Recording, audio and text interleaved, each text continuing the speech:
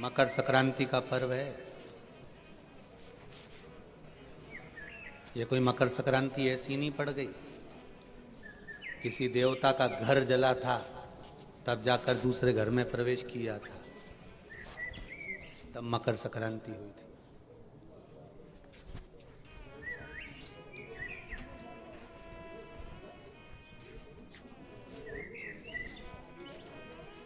कह दिया आपने तो कि मकर संक्रांति का दान बड़ा प्रबल होता है, पर उस दान की महत्वता क्या है? हमारे शास्त्र क्या कर रहे हैं, हमारे पुराण क्या कर रहे हैं, हमारे वेद क्या कर रहे हैं? हम तो सुनते हुए आए भीष्म पितामह बाणों की सैया पर पड़े तो उत्तरायण सूर्य आने वाला था, इसलिए तब प्राण त्यागूंगा।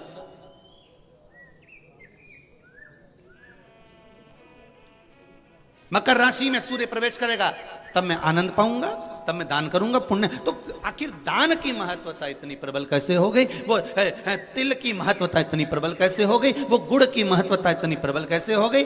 कहीं हमारे यहाँ एक भी मैसेज में ये नहीं लिखा हुआ आया होगा कि शक्कर तिल्ली का दान करो, गुड़ तिल्ली का दान करो।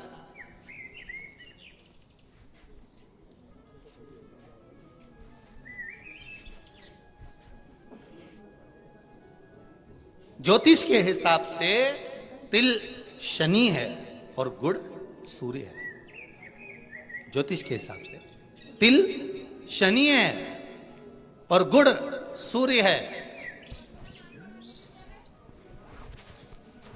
कोई साधारण सा भाव नहीं प्रगटा है महाराज जी। इस मकर संक्रांति पर केवल लोगों ने कह दिया कि पतंग उड़ा लो, तो कितनी अच्छी बात है, हिंदू धर्म में कम से कम एक दिन दिया, उड़ा लो जितनी मैंने उड़ाओ, पर एक ही दिन उड़ाना रहे और एक ही दिन काटना।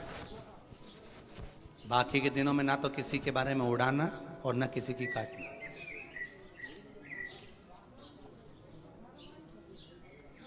मकर संक्रांति का पर्व देखना है तो पुराना उठाकर देखिएगा कि हमारे यहां मकर संक्रांति का भाव क्या व्यक्त करता था, क्या कहता था। ना तो किसी के बारे में उड़ाओ और ना काटो। किसी की बहन बेटी जा रही है उसकी उड़ा दी, कोई का लड़का है तो उसकी उड़ा दी, कोई की सास है तो उसकी, कोई का ससुरा है तो उसकी, कोई गुरु है तो उसकी, कोई ब्राह्मण है तो उसकी, कोई बड़े से बड़ा मठाधीश पिठाधीश संत महात्मा जोगी सन्यासी तपस्वी जिसको तुम जानते तक नहीं, किसी की बहू बेटी को तुम पहचानते तक नहीं, किसी व्यक्ति को तुम पहचानते तक नहीं, एक बार नहीं मिले, बस एक व्यक्ति ने उड़ाई तो इन्हें भी ढील दे के उड़ाई। अब वो एक ने उड़ाई तो तुमने भी उड़ा दिया। अरे हमारे यहाँ तो हिंदू धर्म में एक दिन दिया है मकर संक्रांति का दिन कि खूब छत पर जा उड़ा ले जितनी उड़ाना है, पर किसी की गलत शब्द से मत उड़ाना, किसी के लिए आड़ा टेढ़ा मत बोलना, किसी के लिए ऐसा मत बोल जाना क्योंकि तुम उसको पहचानते ही नहीं हो, बस उसने उड़ाई तुम उसके साथ मिल गए। दे ढील, सर्किल तो तुम ही पकड़े थे। उड़ाए जा उड़ाए जा उड़ाए जा। उन्हें उसकी बेटी के लिए कुछ कहा, 4 लोगों ने मिलकर और कह दिया, 5 लोगों ने मिलकर और कह दिया। किसी के बहू के लिए कहा, एक ने कहा, दूसरे ने फिर कह दिया, 4 ने मिलकर फिर कह दिया। किसी के बेटे के लिए कहा, किसी गुरु के लिए कहा, किसी ब्राह्मण के लिए कहा, किसी संत के लिए कहा, किसी साधु के लिए कहा। किसी ने एक संत पर उंगली उठाई, सबने उड़ाना चालू कर दिया। किसी ने एक गुरुजन पे उंगली उठाई, सबने उड़ाकर चालू कर दिया। हम उड़ा रहे, ना तो जानते ना पहचानते, ना देखा ना भाला, ना कभी उससे मिले ना जाने, बस उसने उड़ाई थी और तुमने जरखिल से ढील देके उड़ाना चालू कर दिया।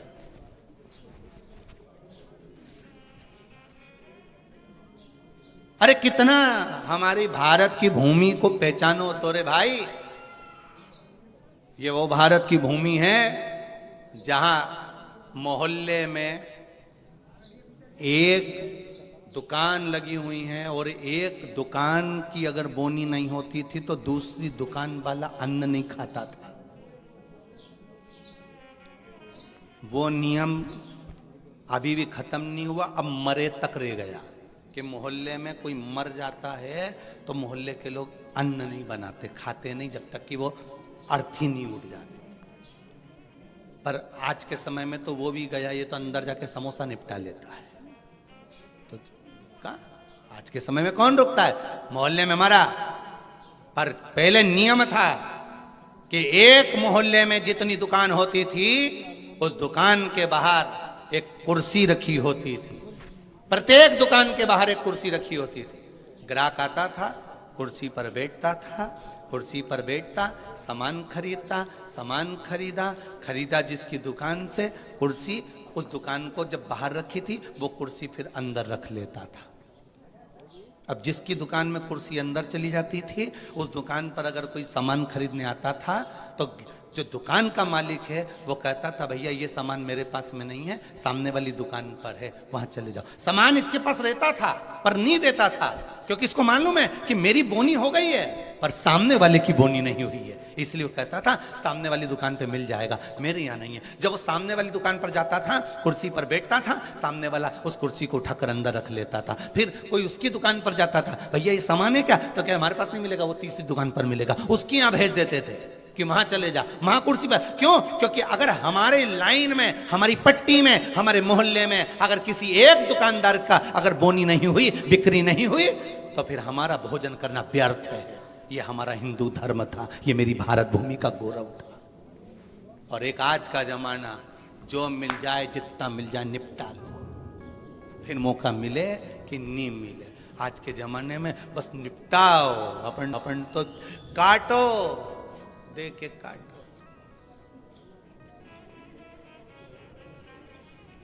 महाराज ज्योतिष में तिल को शनि और गुड़ को जम के बोलो जरा सूर्य कहा गया। दोनों बाप और बेटे का मिलन करवाया, क्योंकि इन दोनों की बनती नहीं थी। शनि की सूर्य से ना बने, सूर्य देव की शनि देव से ना बने, दोनों का मिलन है, दोनों का मिलन। महाराज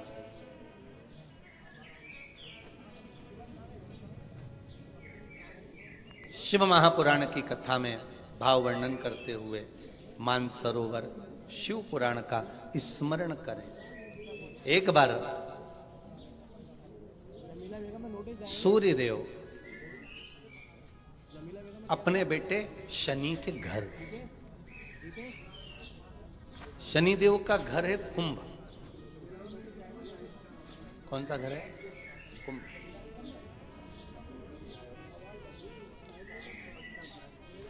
एक सरल भाषा में लेना, घर में अगर ससुर आए, घर में घर का बुजुर्ग आए, बड़ा आए, तो उसका आदर होना चाहिए कि नहीं होना चाहिए। हमारी शिव महापुराण की कथा तो यहाँ तक कहती है कि आपकी उम्र से अगर कोई बड़ा आ रहा है तो आपको खड़े हो जाना चाहिए।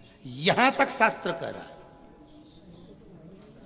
कोई आदरणीय आ रहा है, कोई गुरुजन आ रहा है, कोई साधुजन, कोई सन्यासी, तपस्वी, साधक, उपासक, ब्राह्मण जन, घर के कोई बड़े, माता पिता, ताऊ ताई, चाचा चाची, जो घर के बड़े आ रहे हैं, अगर कोई वयो आ रहा है, कोई वृद्ध आ रहा है, अपने केवल घर के ही नहीं बाहर का भी अगर कोई बड़ा है, आदरणीय है, सत्कार वाला है, सम्मान वाला है, तो उठ के खड़े हो जाना चाहिए।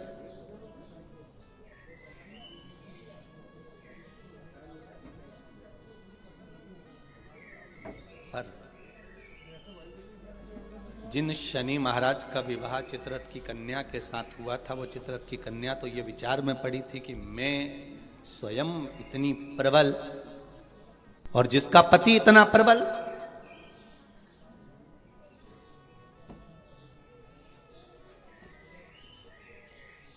जीवन में कभी अहंकार मत करना। एक बात बहुत बहुत ध्यान रखना साहब, ये जो क्रम है ना, बाहर बहुत प्रसन्न नजर आते हैं, वो भीतर से बहुत रोए हुए होते हैं।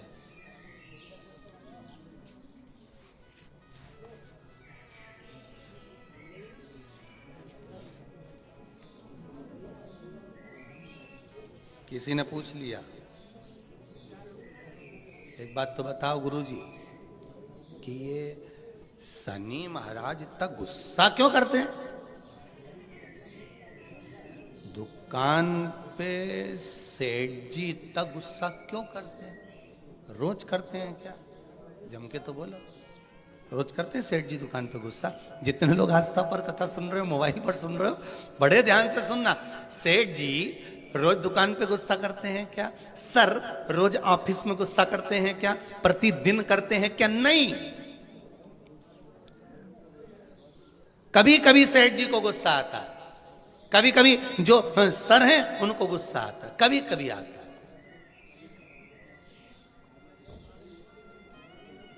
रोज नहीं करते। बहुत बहुत सावधानी से कथा का स्मरण करिएगा। सर रोज गुस्सा करते हैं क्या? नहीं। सेठ जी रोज गुस्सा करते हैं क्या? नहीं। प्रतिदिन नहीं करेंगे। मालिक रोज क्रोध करते हैं क्या? नहीं। अगर ऑफिस में सर क्रोध कर रहे हैं, ऑफिस में सर क्रोध कर रहे हैं, दुकान पर सेठ जी क्रोध कर रहे हैं, मालिक अगर क्रोध कर रहा है तो रोज नहीं करता। वो कब करता है? जब घर में उसकी कुछ अनबन थोड़ी बहुत, परिवार में भी सबसे अनबन हो तो भी इतना गुस्सा नहीं करेगा, पर वो जगदम्बा के साथ जब अनबन होती नहीं बेरू की, तब फिर तो बिल्कुल फिर कोई नहीं चले, फिर तो वो मुंह उतरा रहेगा, गुस्सा भरा रहेगा, फिर कोई बोला तो क्रोध। तो किसी ने पूछा गुरुजी ये शनि महाराज को इतना क्रोध क्यों आया रहता है? जब देखो जब शनि जी गुस्से में रहते हैं, हाँ परंतु कभी कभी करते, पर इतना गुस्सा क्यों रहता है इनके पास में? उसका एक ही तो कारण होगा। एक कारण है शनि महाराज के क्रोध करने का। धर्म पत्नी आई शनि महाराज की, सम्मुख में आकर खड़ी हो गई शनि महाराज के,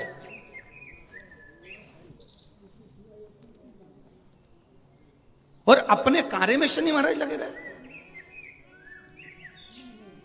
माना आप व्हाट्सएप चलाओ, पर घरवाली खड़ी है तो थोड़ा सावधानी से एक बार मुंह से बात तो कर लो।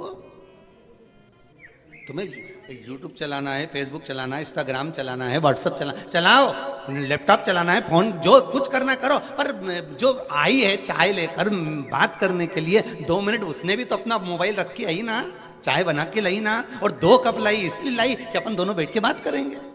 तो शनि महाराज जी की धर्म पत्नी भी ये सोच के आई थी कि मेरे प्रभु के पास में बैठकर मैं थोड़ी चर्चा करूं, मैं थोड़ी बात करूं, पर ये तो देखे ही नहीं।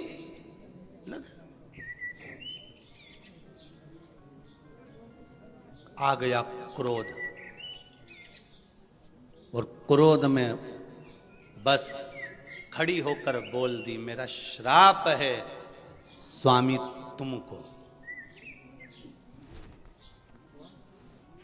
अब देखिए जरा शनि महाराज की पत्नी, मेरा श्राप है स्वामी तुमको, तुम मुझे नहीं देखे हो, अपने कार्य में लगे हो, मैं श्राप देती हूं, तुम जिस पर दृष्टि दोगे वो जलकर भस्म हो जाएगा। बहुत अच्छे थे शनि महाराज, ऐसा नहीं है, थे अच्छे, परंतु ये जगदम्बा के कारण गुस्सा आ गया बस, और श्राप मिला जिस पे दृष्टि दोगे, बस वो शनि महाराज ने भी सोच लिया अब क्या करूं, श्राप लग गया। भगवान शनि महाराज भी विचार करे कि अब किसी को भी देखूंगा तो, इसलिए शनि महाराज की दृष्टि नीचे रहती है, सामने कभी नहीं रहती। शनि मंदिरों में जितने भी शनि मंदिर हैं, आप सारे शनि मंदिरों में जाकर दर्शन करोगे तो शनि महाराज की दृष्टि सामने है, पर शास्त्र कहता है शनि महाराज ने दृष्टि अपने ऊपर नहीं रखी, नीचे की ओर रखी है। थोड़ा सा आदर करो। अच्छा, दोनों में विचार बड़े विचित्र होते हैं। बहू सोचती है मैं सास को सुधार दूं, और सास सोचती है, जम के बोलो, बहू को सुधार दूं, और सुधरती दोनों ही नहीं है। धीरे धीरे करके सिधर जाती है पर सुधर नहीं पाती। और कितना सुंदर भाव कहा है महाराज, अपन अपने आप को तो सुधार नहीं रहे, सब कुछ सुधार रहे। हमारे घर में शांति नहीं है गुरुजी, बहुत तकलीफ है गुरुजी। फिर गए किसी के पास में, उन्होंने कहा चलो हाथ दिखाओ, लाओ जरा तुम्हारा ग्रह दशा देखते हैं। फिर किसी को बुलाया, कोई वास्तु शास्त्री बाबू आ गए, किसी ने मकान देखा, कह दिया घर बदलो, घर ठीक नहीं है, इसमें कुछ ऐसी चीज है कि तुम बर्बाद हो जाओ। अब तुमने क्या करा, किसी के कहने पे जम के बोलो जरा, बदला कि नहीं बदला? जब इतनी बड़ी बात कह दी तो भाई घर बदल, ठीक है। अब वो घर बदल के किराए का मकान में चले गए और किराए के मकान में 20,000 रुपए महीना लगना चालू हो गया। अभी तक वो लग नहीं रहा था ना, अब 20,000 रुपए महीना किराए के मकान में लगना चालू हुआ।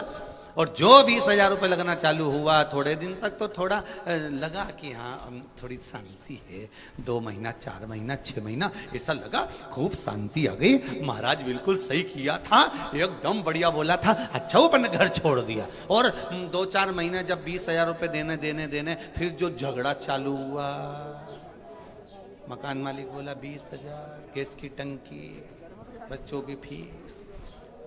फिर जो जैसे कल कथा में था ना, गौरी कुंड पे उफान, गंगा जी का जल, बस वैसा उफान जो आया। अब फिर किसी के यहाँ गई, महाराज शांति नहीं, बिल्कुल बड़े दुखी हो गए। घर में रत्ती सारा सुखे पर शांति नहीं है, बिल्कुल नहीं है। फिर किसी ने कहा एक काम करो, थोड़े दिन के लिए तुम ये वाला नेकलेस पहन लो, थोड़े दिन के लिए तुम ये धारण कर लो, थोड़े दिन के लिए ये वाले कलर के कपड़े पहनो। ये जब गुरुवार आए तो पीला पहनना, बुधवार आए तो ये कलर का पहनना, काला पहन लेना, ये पहन लेना, वो पहनना। फिर लिबास बदला। अभी क्या बदला था? घर। अब क्या बदला है? लिबास।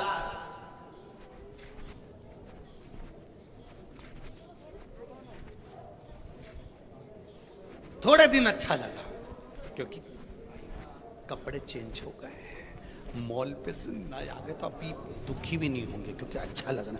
फिर 4-6 महीने निकले, 8 महीने, 1 साल निकला। उसके बाद फिर किसी बात बड़े दुखी हो, बड़े तकलीफ है। क्या हुआ? क्या? बस पूछो ही मत, व्यापार में भी बड़ी तकलीफ है, घर में भी है। फिर किसी ने कह दिया तुम्हारे रिश्तेदार तुम पे कुछ करवा रहे हैं। फिर तुम्हारे रिश्तेदार कर रहे हैं। अब क्या करा इसने? रिश्तेदारी छोड़ दी, क्योंकि महाराज जी ने कहा था रिश्तेदार करवा, रिश्तेदारी छोड़ दी। अब अभी क्या बदला था? सबसे पहले जम के बोलते जाओ, घर बदला, फिर लिबास बदला, फिर रिश्ते बदल दिए।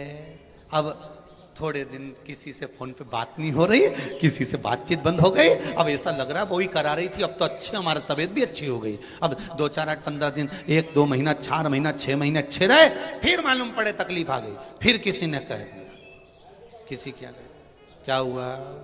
वो तुम्हारा जो सहेली है ना और वो दोस्त है ना तुम्हारा, बहुत वही सब कुछ कर रहा है। अब बचा कुछ दोस्त बचे थे, सहेली बची थी, तो पहले क्या बदला? घर। फिर क्या बदला?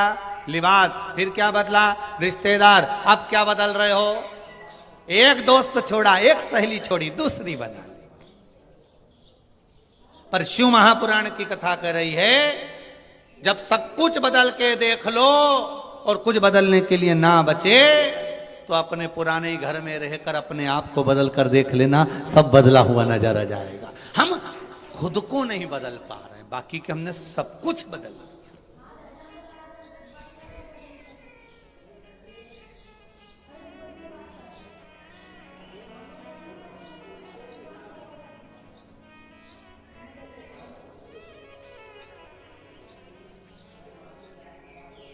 हमने सब कुछ बदल कर देख लिया। अब एक बार खुद को तो बदलो, अपने आप के स्वभाव को बदलो। बहू कर रही है मैं सास को बदल दूंगी, सास कहती मैं बहू को बदल दूंगी। अपने आप को तो बदलो, तुम दूसरे को मत बदलो। ना घर बदलने की जरूरत पड़ेगी, ना लिबास बदलने की जरूरत पड़ेगी, ना रिश्तेदार बदलने की जरूरत पड़ेगी, ना दोस्त बदलने की जरूरत पड़ेगी। खुद का नेचर बदल कर देखिए, खुद का स्वभाव बदल कर देखिए, खुद को बदल कर देखिए, आपको सब बदला हुआ नजर आने लगे। और क्यों?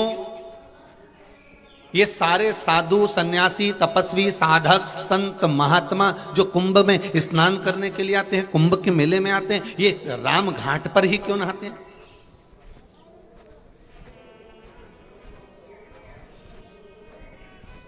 कभी मन में विचार करिएगा कि राम घाट क्यों?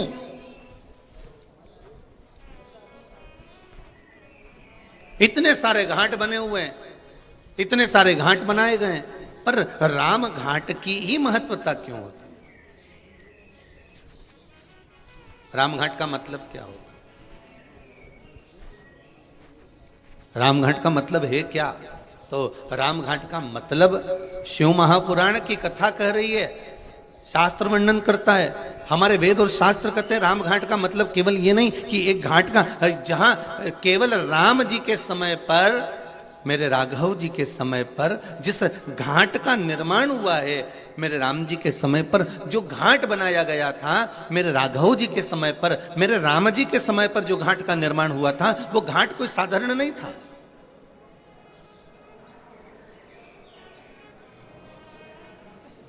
पूर्व में जितने घाट बने हैं, पूर्व में जितने घाटों का निर्माण हुआ है, उसके आगे भी उसके पीछे भी, तो जितने घाट बने, मेरे राघव जी के पहले भी, राघव जी के बाद भी जितने घाट बने, सारे घाटों में महाराज, सारे घाट अलग अलग बनाए जाते थे। ब्राह्मण के लिए ये वाला घाट है, क्षत्रिय के लिए ये वाला घाट है, वैश्य के लिए ये वाला घाट है, शूद्र के लिए ये वाला घाट है, अन्य जीव यहां घाट पर जाएंगे महाराज, पशु इस घाट पर जाएंगे, पक्षी इस घाट पर जाएंगे।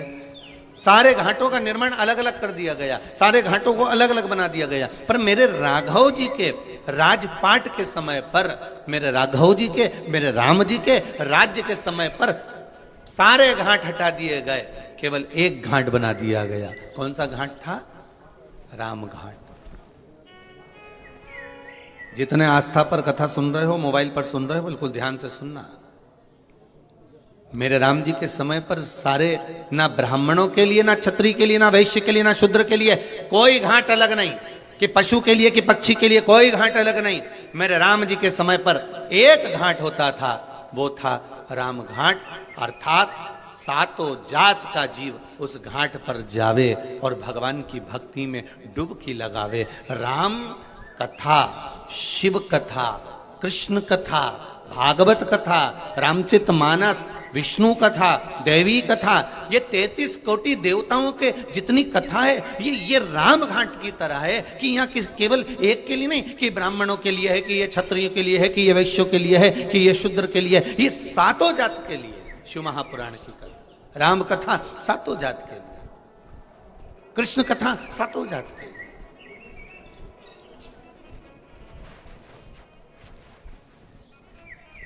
जितनी नदियों पर, पवित्र नदियों पर जाएंगे, एक घाट जरूर मिलेगा, राम घाट। राम घाट की महत्वता कि जहां सब कोई चले जाए, सबका स्नान हो जाए, सब आनंद में वहां पर पहुंचे महाराज।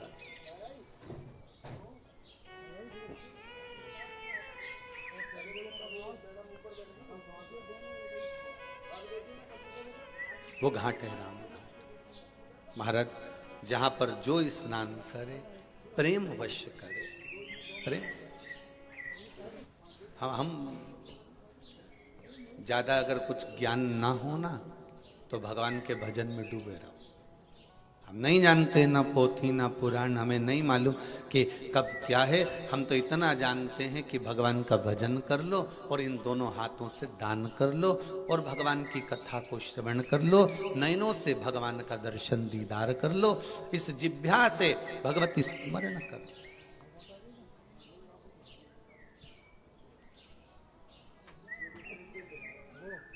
महाराज एक बार नामदेव जी महाराज जी से पूछ लिया था, संत श्री नामदेव जी महाराज जी से किसी ने पूछा, गुरुजी ये बताओ कि तुम कहते हो कि भगवान का भजन करो, भगवान का भजन करो, भगवान का स्मरण करो, भगवान का भजन करो, स्मरण करो, भगवान का नाम लो, पर भगवान तो हमको कभी दिखता ही नहीं है। भगवान भी तो नजर आना चाहिए कि भगवान है कहां आखिर। नामदेव जी ने कहा, अपने चेले से जा एक जरा लोटा भर दे और थोड़ा एक कटोरी में नमक लिया। अब चेला गया, एक लोटा पानी भर लाया और एक कटोरी में नमक लिया है। नामदेव जी महाराज ने कहा, नमक इसमें डाल दे और चम्मच से हिला दे इसको। और नामदेव जी के कहने से पानी में डाल दिया, हिला दिया। अब नामदेव जी महाराज बोले, ये बता इसमें नमक कहीं दिख रहा है? अरे गुरुजी आप भी ऐसी बात करते हो, कटोरी भर के नमक डाला तो था जब दिख रहा था, पानी में दिख रहा है क्या कि नहीं? अब पानी में नजर नहीं आ रहा ना, तो अब एक काम कर, चख के बता कि नमक है कि नहीं। उसने पानी को मुख में लिया तो क्या गुरुजी इसमें तो नमक है। पानी में नमक नहीं दिख रहा है, पर चखोगे तो नमक का स्वाद आएगा।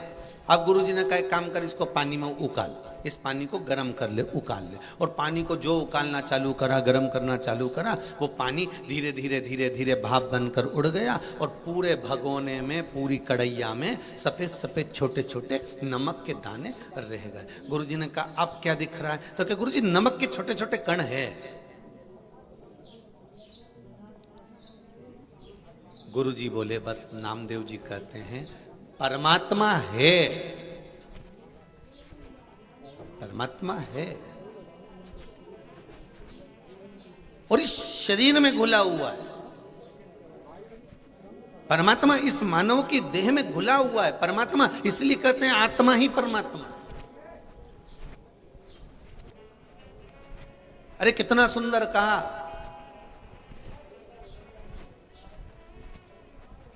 किसी को झूठ बोलकर और किसी के साथ में छल कर कर किसी को धोखा देकर, ये मत समझना कि ये मूर्ख है। किसी के साथ झूठ बोलकर, किसी के साथ छल कर कर, किसी को धोखा देकर, ये मत सोचना कि ये मूर्ख है, ये पागल है, इसमें अक्ल नहीं है। अरे भाई वो मूर्ख नहीं है, ये विचार करना कि ये किसी को धोखा दो और किसी का झूठ बोलो उसके सामने और छल करो, धोखा दो, तो ये मत सोचो कि ये मूर्ख है, समझता ही नहीं है। बल्कि ये सोचो कि उसने विश्वास कितना करा होगा आपके ऊपर कि सर्वस्व आप पर छोड़ रखा था, सर्वस्व छोड़ रखा था।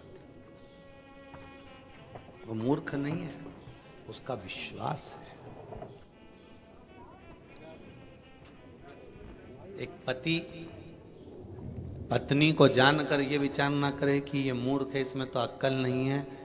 नहीं, पूरा परिवार छोड़कर आई है वो, पूरा घर परिवार कुटुंब कबीला सब छोड़कर आई।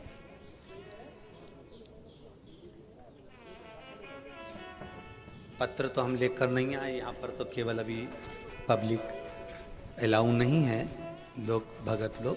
तो जिन्होंने डाक द्वारा पत्र भेजे हैं उसमें एक पत्र भेजा हुआ है। उस पत्र में एक बेटी ने लिखा है, गुरुदेव बेटी पिता के घर रहती है तो भी पराई कहलाती है और ससुराल चली जाती है तो भी पराई कहलाती है। बेटी का असली घर कौन सा है, हमें उत्तर चाहिए।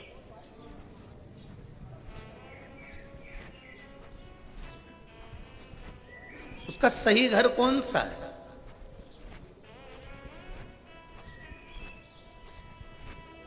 जब वो मायके रहती है तभी भी लोग कहते हैं ये पराई है, और आ गई उसके बाद भी उसका कोई, यहां पर आने के बाद भी लोग कह देते हैं अरे वहां की है।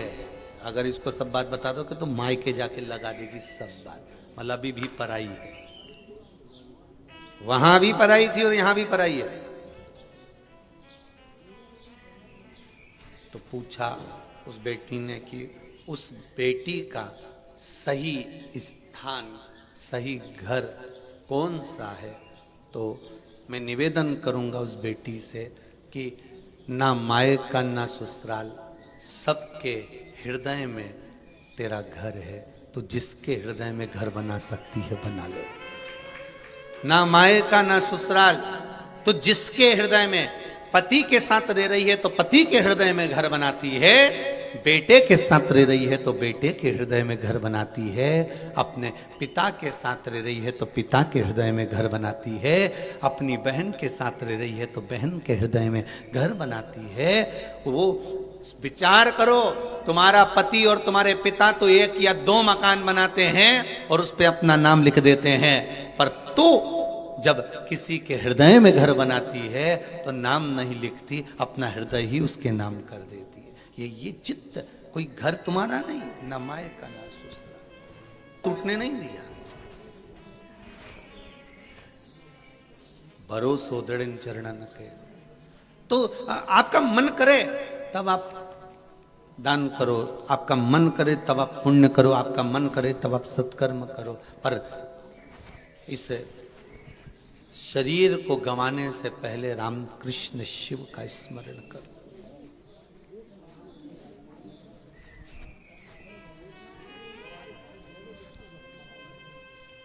फिर ये जिह्वा हिले ना हिले। कोई अलग घाट मेरे राघव जी ने नहीं बनाया, मेरे राघव जी ने विश्वास जागृत करा।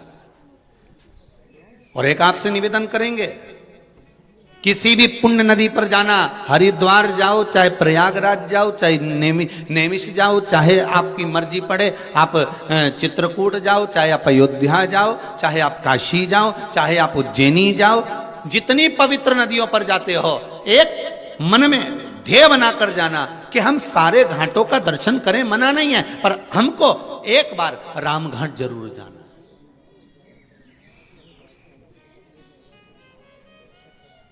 तो लोग कहेंगे गुरुजी वहां तो बहुत भीड़ होती है, भले भीड़ हो, पर एक लक्ष्य बनाकर जाना कि एक बार हमको रामघाट जरूर जाना है। रामघाट क्यों? क्योंकि सारे घाटों में श्रेष्ठतम रामघाट को इसलिए कहा जाता है क्योंकि वहां सारे बंधन टूट जाते हैं हमारे। रामघाट पर क्या है?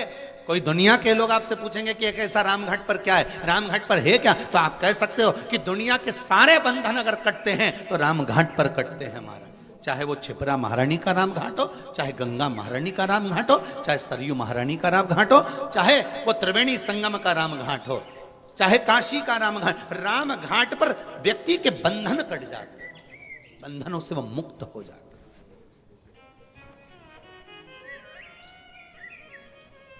गोदावरी के राम घाट पर जाएं, चाहे यमुना के राम घाट पर जाएं, वहां बंधन कट रहा है व्यक्ति का। और बंधन कौन सा?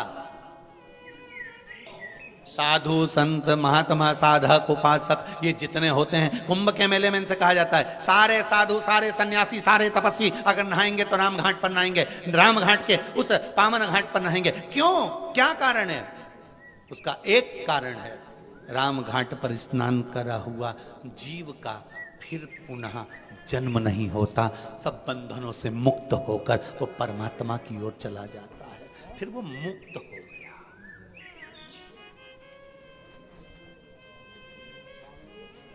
मुक्त।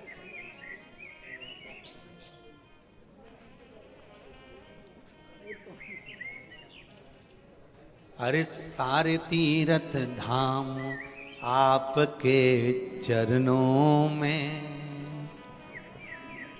हे भोलेनाथ प्रणाम आपके चरणों में। जहां आदर नहीं, सम्मान नहीं, सत्कार नहीं, मदन दौलत का आग लगा दी, कुंभ जल गया। जैसे कुंभ जला, शनि महाराज की आंख से जल बहने लगा। शनि महाराज की आंख से नैनों से जल बह, धामनी आई,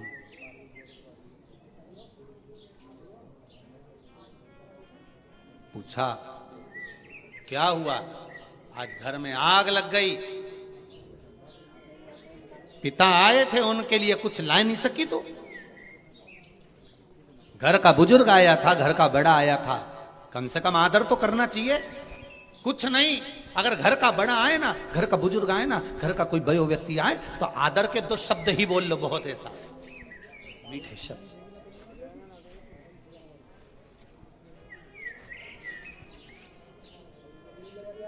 जोधपुर की सरदारपुरा की कथा जब हुई थी तो उस कथा में कहा था जोधपुर में कि अगर कुछ नहीं दे सकते किसी को, मकर संक्रांति पर आपके पास में देने के लिए अगर चावल नहीं है, खिचड़ी नहीं है, लड्डू नहीं है, गुड़ नहीं है, तिल नहीं है, 1 रुपया भी दान करने के लिए अगर आपके पास में नहीं है, तो हमने उस सरदारपुरा की कथा में सत्संग भवन में कहा था कुछ भी नहीं आपके पास में, तो आपकी वाणी तो है ना, प्रेम के बोल बोल लीजिए।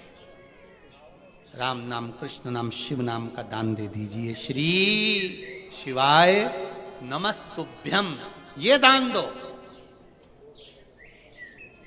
नहीं है आपके पास कुछ दान करने के लिए, आप श्री शिवाय नमस्तुभ्यम दान करो। और अगर भगवान ने दिया है आपको थोड़ा बहुत धन, अगर भगवान ने आपको दिया है तो सत्कर्म में लगाने का प्रयास है, लगाओ उसको।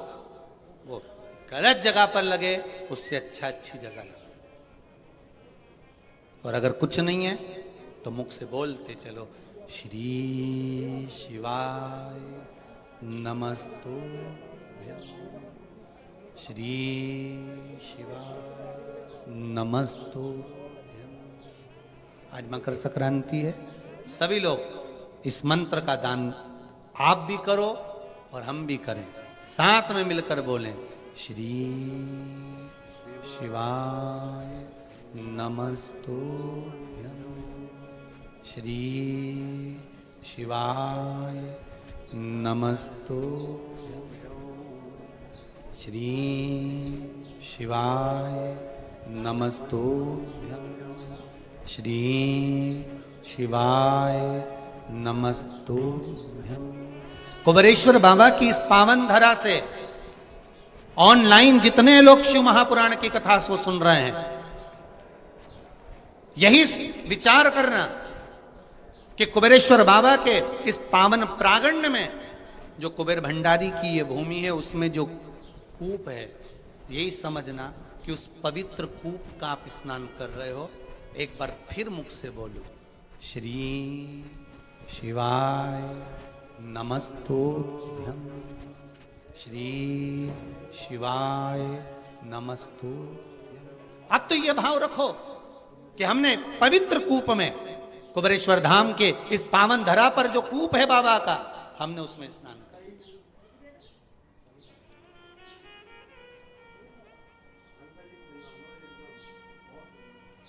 मंत्र का दान दे दो, नहीं है कुछ, मंत्र का दान दीजिए। राम नाम, कृष्ण नाम, शिव नाम दान दो। महाराज कुंभ जल गया, शनि महाराज ने अपनी पत्नी से कहा, देखो कुछ बचा है घर में, कुछ बचा है घर में, देखिए जरा। शनि महाराज की धर्म पत्नी दौड़ कर गई है और जाकर देखा तो धधक धधक कर जल रहा था, कुछ भी नहीं बचा था, कुछ भी नहीं है। तब शनि महाराज ने अपने पिताजी के चरण पकड़े, गलती हो गई, मेरा पिता आया था, मैं आदर नहीं कर पाया। मेरे पिता आए, सूर्य नारायण आए और मैं आदर नहीं कर पाया। विनती करता हूं, निवेदन करता हूं, पिताजी आप, मैं दूसरे घर का निर्माण करता हूं, उस घर में आप जरूर आना पिताजी। मुझसे जो बनेगा मैं आदर के भाव रख दूंगा, मुझसे जो बनेगा मैं आदर का भाव रखूंगा। सूर्य नारायण भगवान बोले कि आज तेरे पास में कुछ खाने के लिए नहीं है? माना मैंने तेरे घर में आग लगा दी, माना तेरे घर में कुछ भी नहीं है, पर कुछ तो होगा, कुछ तो होगा।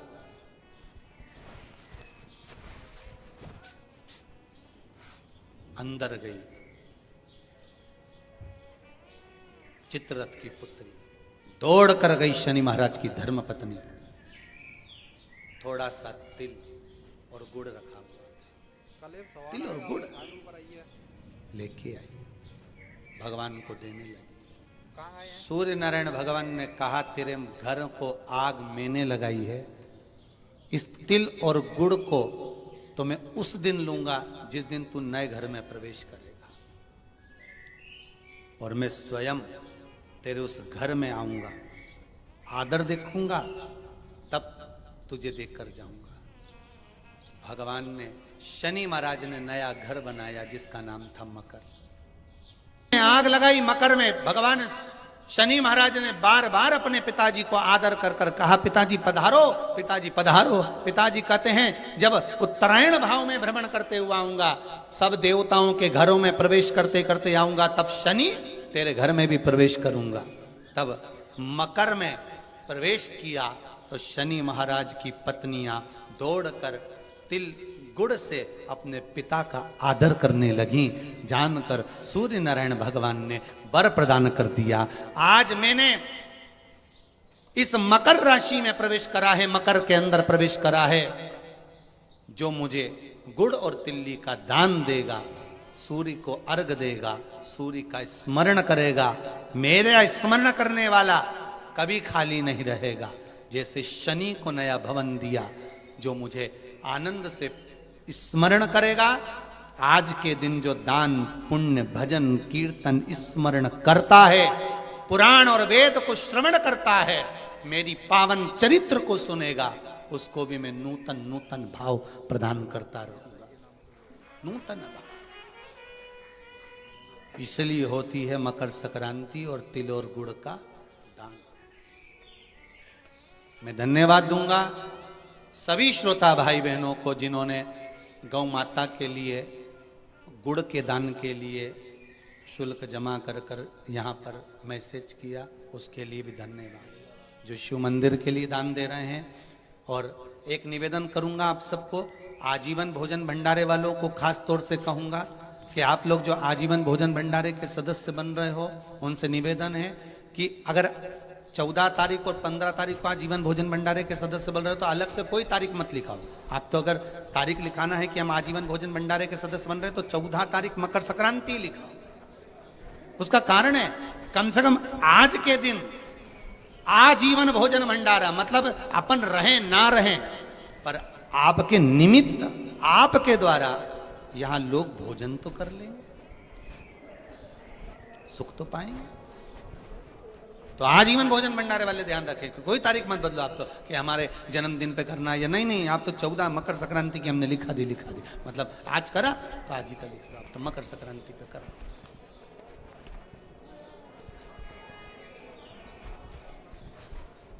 सिद्धता भगवान सूर्य नारायण कर रहे हैं, भगवान भास्कर देव कर रहे हैं। सुनो शनि, तुम नए घर में प्रवेश करे हो, इसलिए तुम्हारे घर में मैंने प्रवेश करा है। जो मुझे तिल का और गुड़ का भाव देगा, दान पुण्य स्मरण करेगा, मकर राशि के अंतर्गत मैं प्रवेश करा हूं, तुम्हारे घर में संपदा की वृद्धि होगी। दान धर्म पुण्य संकीर्तन स्मरण ये कभी घटता नहीं। और आप सभी को मकर संक्रांति के पावन अवसर पर बहुत बहुत बधाई देते हुए भाव प्रकट कर रहे हैं कि कम से कम आपने मकर संक्रांति की कथा को श्रवण तो करा, जनमानस तक ये कथा पहुंची तो सही। और मुझे विश्वास है कि ये कथा केवल आप सुने यहीं तक मत रहने देना, इस कथा को जन जन तक पहुंचा दो, जन जन तक भेजिए इस कथा को कि मकर संक्रांति पर क्यों गुड़ और तिल का दान होता है, किस लिए होता है। माता पिता का आदर कराए, इसलिए आज भी कुछ चीजें घर के बुजुर्गों को दी जाती है, बड़ों को दी जाती है, छोटों को नहीं, बड़ों को दी। आदर का भाव। शिव पुराण कह रही है महाराज, भगवान शंकर पार्वती आनंद के साथ निवास कर रहे हैं, तभी उसी समय पर शिव और पार्वती का मंगल विवाह हो रहा। और मंगल विवाह के समय पर कल कथा में अपन ने श्रवण करा था कि पार्वती मैया को क्रोध आ गया, और आज भी वो गौरी कुंड जो हिमाचल में विराजमान है, आज भी वो गौरी कुंड के पास से अगर कोई गंगा का जल लेकर जाता है तो वो गौरी कुंड में उछाल आ जाता है, उछाल।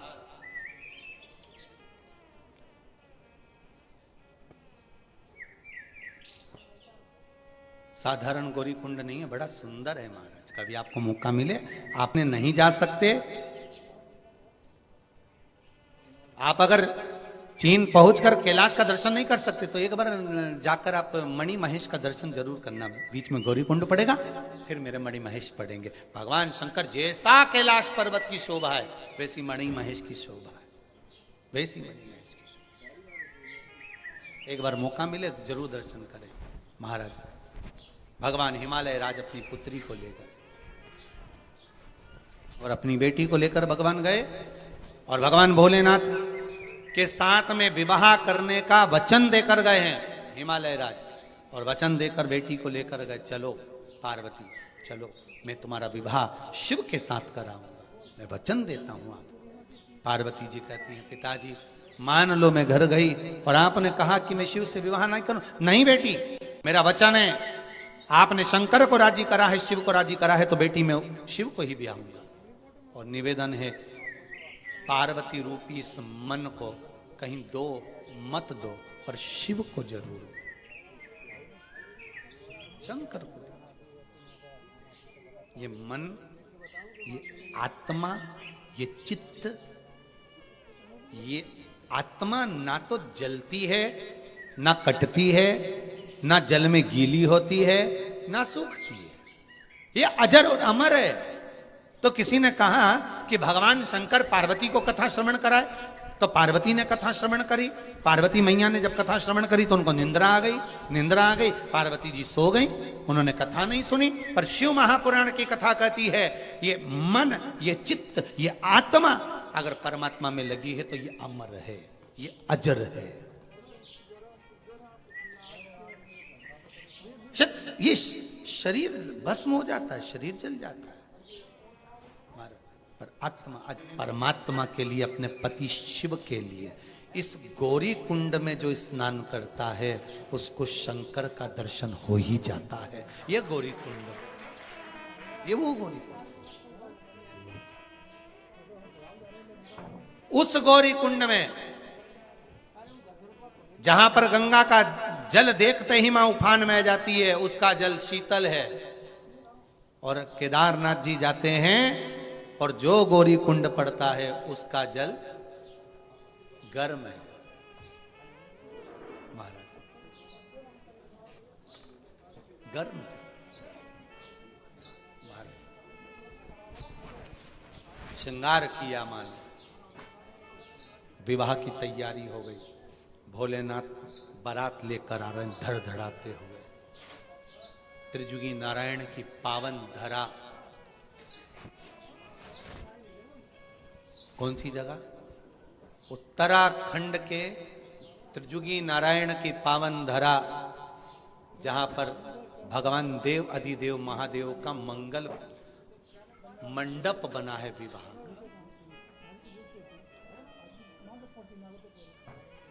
हमें तो ऐसा लगता है शिव जी की शादी भी आज के फैशन से हुई थी, हमको ऐसा लगता है। देखो है, अब देखो बारात हिमालय राज के यहां पहुंची, अंदाजा लगाइए जरा, हो हिमालय राज की नगरी में बारात पहुंची।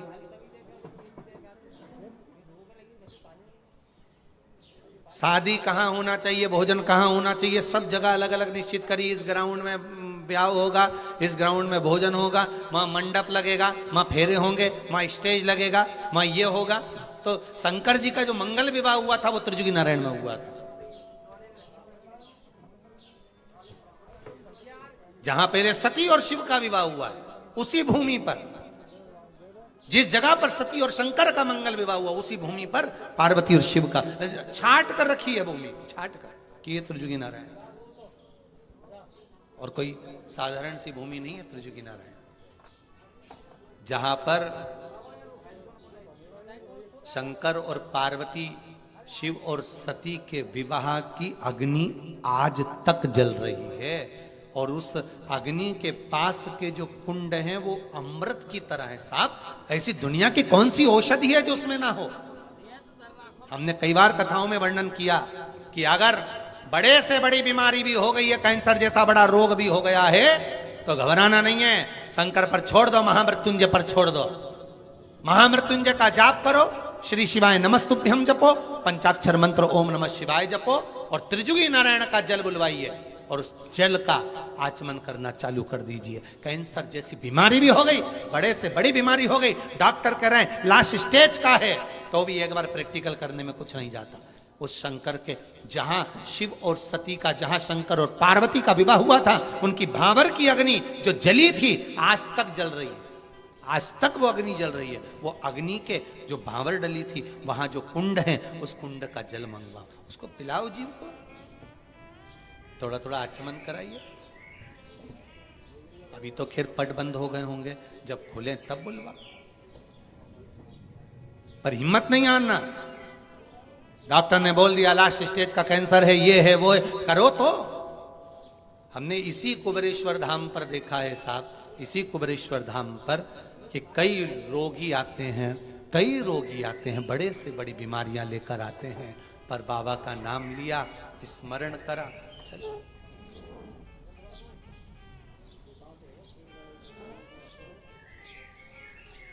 दिया और चल दिया। हम तो इतना ऊपर त्रिजुगी नारायण से जल तो नहीं ला सकते आप लोगों के लिए, पर बाबा से ये विनय जरूर कर सकते हैं, बाबा कुछ ऐसी कृपा करना कि जो ये आपके कुबेरेश्वर धाम में जो कूप है, इसी में आप त्रिजुगी नारायण का पानी भर देना, ऐसी कृपा कर देना कि लोग जल का आचमन कर स्वस्थ हो जाएं, ऐसी कृपा कर देना।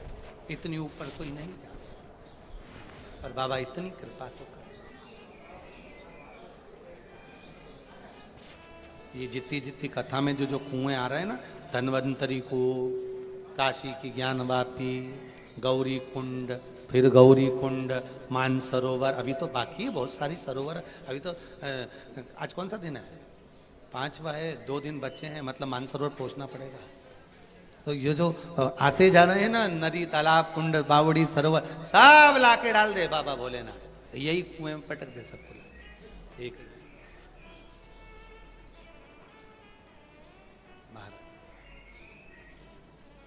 जो आचमन करे उसको सुख मिले, ऐसी कृपा करते महाराज। सारे तीर्थ धाम आपके चरणों में, हे भोलेनाथ प्रणाम आपके चरणों में।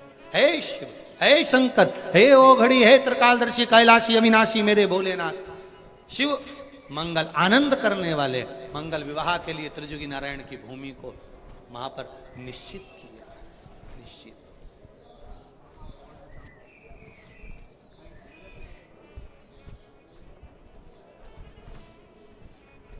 महाराज ब्रह्मदेव ब्रह्माणी के साथ, भगवान विष्णु लक्ष्मी जी के साथ, 33 कौटि देवता भगवान शंकर के मंगल विवाह का आनंद करने के लिए पधारे उस त्रिजुगी नारायण की भूमि पर। अब आपका आश्चर्य होगा, बहुत बड़ा आश्चर्य, कि त्रिजुगी नारायण में शंकर और सती का विवाह हुआ था, तो वहां पर मूर्ति किसकी होना चाहिए मंदिर में? जम के तो बोलो, शंकर जी और पार्वती जी की। पर त्रिजुगी नारायण का अगर आप दर्शन करने जाएंगे तो वहां मूर्ति शंकर और पार्वती की नहीं है, वहां मूर्ति भगवान विष्णु और लक्ष्मी की है। और जिस शिला पर भगवान की भांवर हो रही थी, जहां पर भगवान खड़े होकर वरमाला पहनाए हैं माता को, वो कोई दूसरी शिला नहीं, वहां ब्रह्मदेव स्वयं शिला बनकर लेट गए थे भगवान शंकर के लिए, क्योंकि शंकर जी के लिए सुंदर सिंहासन लाए थे। भगवान हिमालय राज की बेटी का ब्याह, हिमालय राज की कन्या का ब्याह, और उधर दक्ष प्रजापति की बेटी सती का विवाह। एक राजा की लड़की के लिए कोई पत्थर पे बिठा के जयमाला होगी क्या? तो उनके लिए सिंहासन बुलवाए थे। पर शंकर भगवान के लिए कितनी व्यवस्था दी गई थी साहब। भगवान विष्णु ने कहा था, बारात लेके चलो, हम तुम्हारे लिए पीताम्बर लाएं, अंबर लाएं, हीरा मोती सोना चांदी सारा सामान लाए। शंकर जी पहने एक भी चीज नहीं पहने। उनने कहा, ये फालतू की चीज नहीं पहनूं दादा, पहन लूंगा ने चोटा उन पीछे पड़ जाए तो ये जिसको देख के चोर पीछे पड़े वो चीज नहीं पहनूंगा, जिसको देख के चोर भी भाग जाए वो पहने। क्या पहने? गले में सर्प की माला और मुंड की माला। आधे से ज्यादा मुंड की माला देखकर पहचान गए कहीं का तांत्रिक लगता है। और मुंड की माला, और क्या जोरदार पाउडर का डब्बा लपेटा भोलेनाथ जी ने पूरे शरीर पे बस, और नंदी पर बैठे और जो चले। अब विचार करिए, जिन्होंने अंबर पीतांबर आभूषण रत्न माणिक मोती कुछ भी धारण नहीं करा, तो वो सिंहासन पे बैठेंगे? बैठेंगे सिंहासन पे? नहीं, बैठे ही नहीं।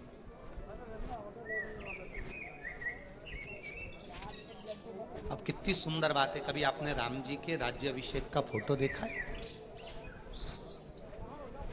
कभी अगर मौका मिल जाए तो एक राम जी महाराज का एक चित्र है, एक राम जी महाराज का एक चित्र है उस चित्र का अगर आप दर्शन करेंगे तो राम जी के सिंहासन के पास में सारे देवता खड़े हैं और बहुत सारे देवता सिंहासन पर बैठे हैं। आप अगर दर्शन करेंगे तो उसमें दर्शन करते हुए आप क्या पाएंगे कि शंकर जी पास में खड़े हुए, भोलेनाथ जी पास में खड़े, शिव जी पास में खड़े, सिंहासन पर नहीं बैठे, खड़े हैं। तो पूछा कि आप बैठे क्यों नहीं हो? तो भोलेनाथ जी ने कहा देखो मैं सिंहासन पे नहीं बैठता, ये सिंहासन पे बैठने का काम नारायण का और ब्रह्मा जी का है, अपन तो अपना नंदी भला और ये कैलाश पर्वत भला। सिंहासन का लफड़ा बहुत बेकार है। एक बार जो सिंहासन पे बैठ जाता है फिर उससे सिंहासन बड़ी मुश्किल से छूट पाता है। तुम तो वो सिंहासन को जान दो, अपन अपने सिंहासन की बात कर लो। जिस कुर्सी पर, जिस सोफे पर तुम बैठे हो और तुम इधर गए पीछे और तुम्हारे सोफे पर कुर्सी पे कहीं का के बैठ जाए, तब तुम तो वो सिंहासन की तो बात जा रहे, तो अपनी इसी सिंहासन की बात कर रहे। बड़ी मुश्किल से छूटता है सिंहासन, बड़ी मुश्किल से। अब भोलेनाथ बाबा शंभू ब्याह करने के लिए, विवाह करने के लिए पधारे। महाराज आए, बड़ा सुंदर श्रृंगार है, सज के नंदी पे सवार बाबा भोलेनाथ पधारे, बड़ा सुंदर श्रृंगार करा। हो के नंदी पे सवार, 33 कोटि देवता हजार, चले ब्याने को गोरा जी को, मेरे भोलेनाथ हो के नंदी पे सवार। मेरे शंभू चले और जब पहुंचे त्रिजुगी नारायण में, त्रिजुगी नारायण इसलिए क्योंकि ब्रह्मा विष्णु और महेश तीनों यहां पर हैं, सरस्वती लक्ष्मी और पार्वती तीनों यहीं पर हैं।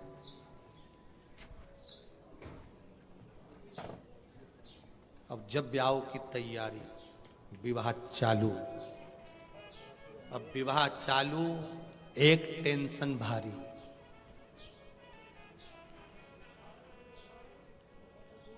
जैसे शंकर जी की शादी में भावर के समय पर टेंशन था, ये भावर के समय पर थोड़ा ना थोड़ा टेंशन जरूर रहता है महाराज। या तो किसी बैंड बाजे का हिसाब देने का होगा, या फिर कन्यादान का होगा, या कोई कन्यादान का सामान कहीं रखा गया होगा तो उसको ढूंढने का होगा, या भावर के समय पर लड़का लड़की वाले बैठे हैं ना, एक दूसरे को कमेंट्स कर रहे हैं, इसका पर टेंशन शिव जी की शादी से चला आ रहा है। और ये टेंशन साधारण नहीं था, भोलेनाथ जी की शादी में बहुत बड़ा टेंशन था। पार्वती जी बाजू में बैठी है, कन्यादान का क्रम चल रहा है, फेरे की तैयारी हो रही है, और पार्वती जी फेरे की तैयारी के समय पर भोलेनाथ जी से तो नहीं बोली, पर लक्ष्मी जी से कह दी, सखी ब्याह हो रहा है पर गड़बड़ी है। गड़बड़ी? कौन सी गड़बड़ी? एक ही गड़बड़ी है, मैं बाजू में खड़ी होकर परिक्रमा लूंगी पर वो गंगा सिर पे परिक्रमा ले रही है। एक गड़बड़ी है। गंगा कहां है?